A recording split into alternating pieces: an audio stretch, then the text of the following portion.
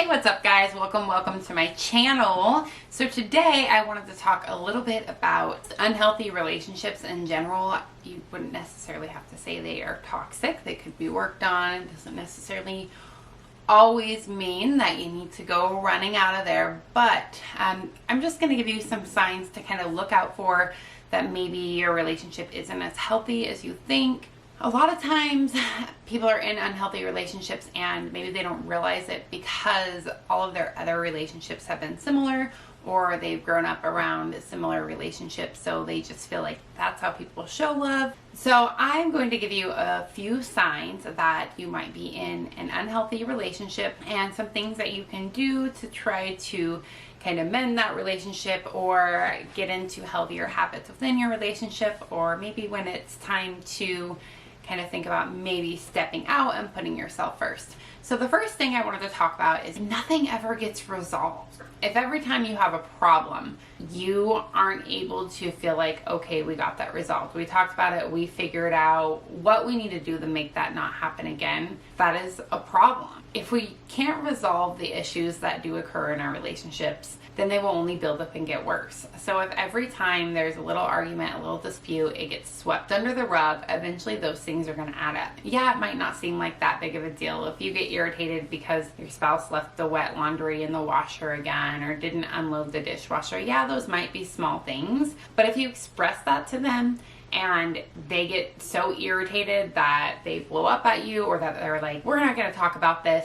If it's something even that small and that happens continuously, then eventually those things are going to build up and we are going to start to feel like we can't ever express any of our feelings, and that's when your relationship can really start to go downhill. So if you notice that your partner is never willing to talk about problems, or suggest that you come back to them, and then when you do try to come back to them, they don't want to talk about them, that's something to look out for, and that's something that you should try to fix. You know, you can try to set up a plan with your partner, like, okay, when we get in an argument or when we have a disagreement, I would really like to be able to sit down the next day. Perhaps some people get really heated in the moment, they don't want to talk about things, so you could suggest sitting down the next day and talking about it. Sometimes it doesn't even work for people to talk face to face. Some people do have a really hard time expressing their feelings in person, and they might get really defensive. Maybe you need to write a letter to each other. Maybe you need to send it via text message. So I'm not saying like every time your significant other doesn't unload the dishwasher, you should wait until they're at work and then text them and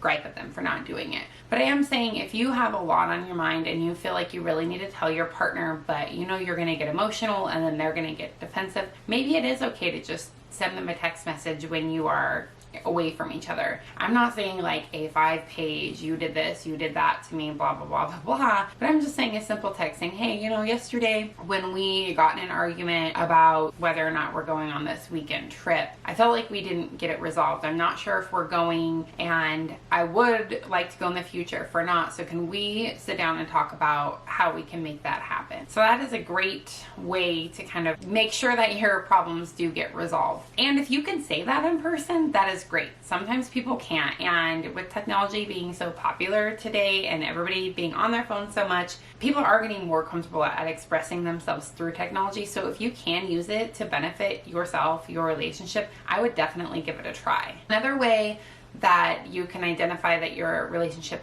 might be unhealthy is feeling small. So if you are in a relationship with somebody who is making you feel small, that is a problem. So what does that mean? What does making you feel small mean? Well, that can happen in a variety of ways. So if you are made to feel small when you're talking about your feelings or celebrating an accomplishment, that is a problem. So what I mean by that is, let's give an example of you come home from work and you tell your spouse, significant other, whatever they are, that you were given a promotion. You're really excited about it. You know, you're letting them know, I've really been wanting this and I was given this promotion.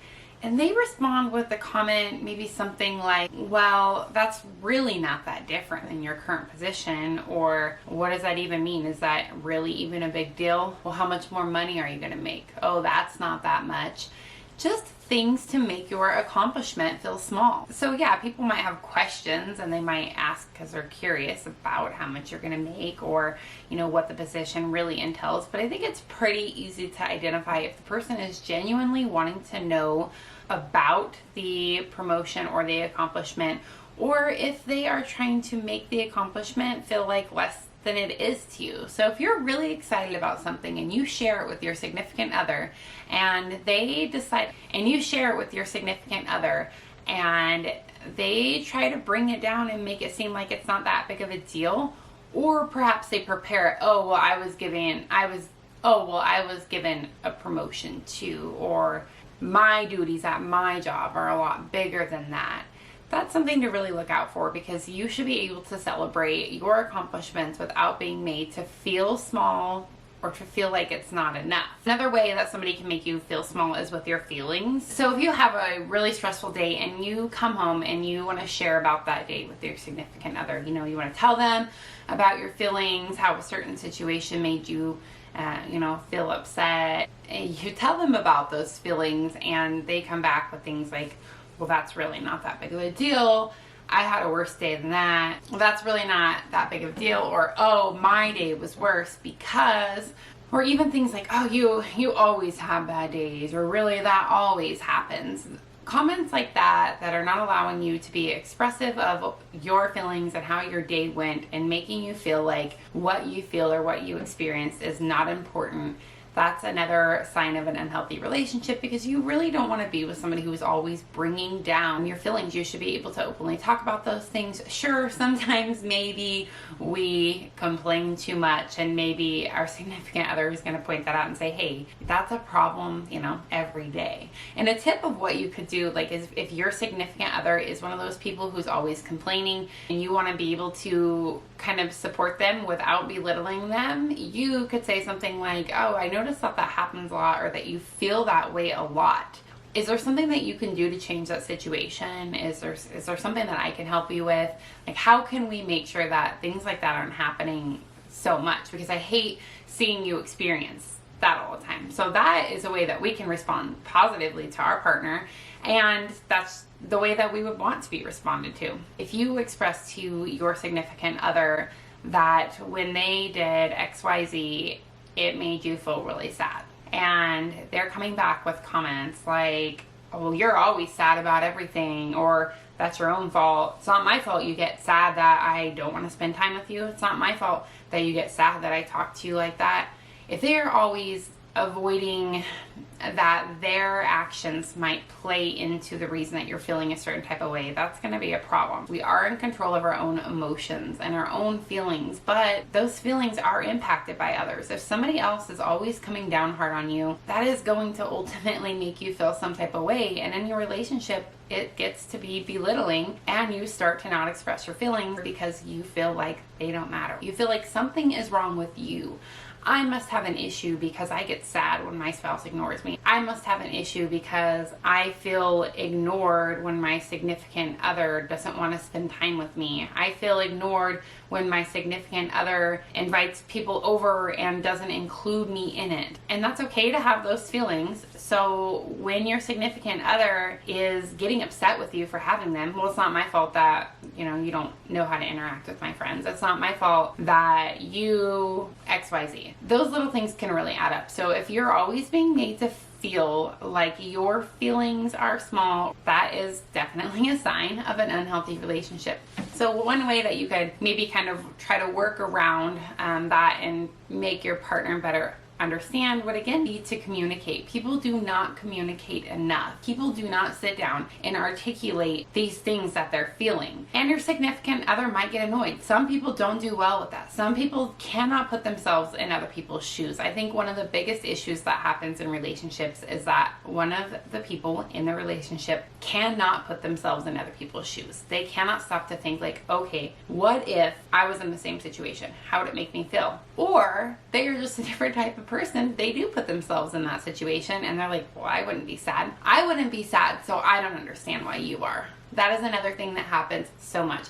that wouldn't bother me. So the fact that it bothers you is dumb. And we are all different people. Not everybody feels the same type of way about the same situations, and we really need to be able to work around that in a relationship and to make sure that we're being open to the fact that the person that we care about might not respond to the same situations and the same feelings the way that we do. If you feel like you have a partner who's always talking like that, like one way that you could help them would just to be saying something simple like, okay, that situation personally wouldn't bother me, but I'm sorry it's bothering you. What can we do to fix it? And just simply saying something like that can make somebody feel so understood and can really make somebody reflect on the situation. And it's good for the other person too to think, wow, you know, maybe that's true. This situation probably wouldn't bother them. They're not the same as me. They don't feel things the same. So maybe I need to express the way it's bothering me in a different way. It's really about being open and communicating. And like I said, this doesn't necessarily mean that your relationship is trash and that you need to get out of it, but you do need to try to understand your partner better and make sure that they're understanding you. And at the end of the day, if you cannot understand each other and you can't figure out these little things, they're going to add up and your relationship will continue to get worse. Nobody wants to feel small. Nobody wants to feel like their feelings don't matter, and nobody wants to be in a relationship where nothing ever gets resolved because it's bound to blow up. I hope you guys enjoyed this information, and if you have any questions, concerns, or you want to share your experiences, please leave them in the comments. I would love to respond and have a chat with you. If you like this video, give it a thumbs up and subscribe to my channel for more. Bye.